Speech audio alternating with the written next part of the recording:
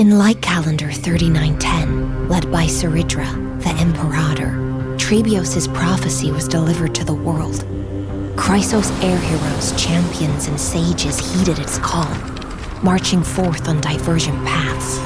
Their deeds became legends, and thus began the Flame Chase journey.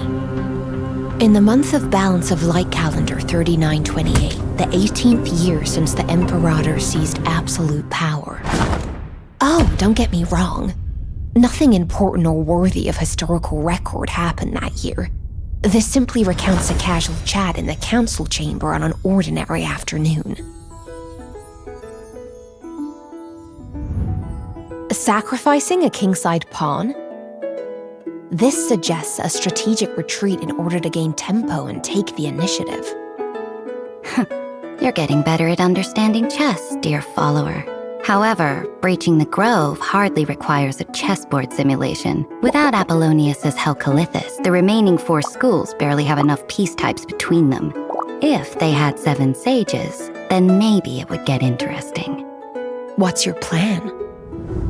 Know yourself and know your enemy, and you'll win every battle. Since we initiated the Flame Chase, we can't remain superficial in our research of the Chrysos heirs and titans. We need a dedicated team of scholars for this. That's sacrilegious.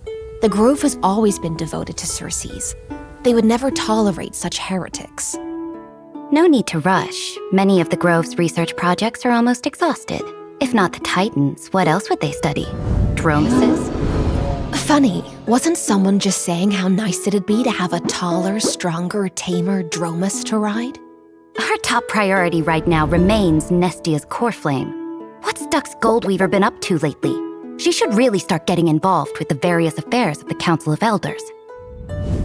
Imperator, what you want her to inherit isn't just the divine authority of romance, is it? Losses are a constant on the Flame Chase journey. I have to plan for every possibility.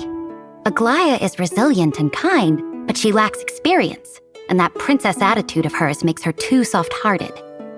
You and Dux Vitorum coddle her too much. At this rate, she'll stay this way for another millennium. It's not that dramatic. You're always praising how beautifully that girl handles a sword, too. Young people can grow up in the blink of an eye. But 1,000 years?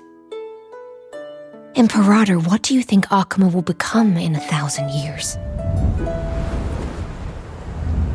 In 1,000 years, Okhema will still be the center of all Amphorius, with every city-state bowing to our rule.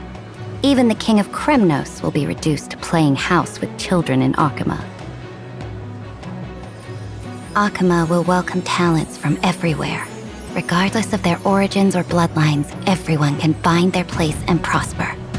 By then, the Flame Chase army should have conquered Aquila. And with divine punishment no longer looming over us, I will look beyond the heavens. Then let's hope the Grove's Dromus school manages to breed a flying Dromus in the next 1,000 years, so it can carry you beyond the sky. Rather than counting on the Grove, you should worry about whether Kefali will turn into a giant cat in 1,000 years and gobble up all your dried fish. At this rate, your precious Ceres salad will be nothing but greens and bread. Kiss the fish goodbye. I should never have approved that dish name. 1,000 years.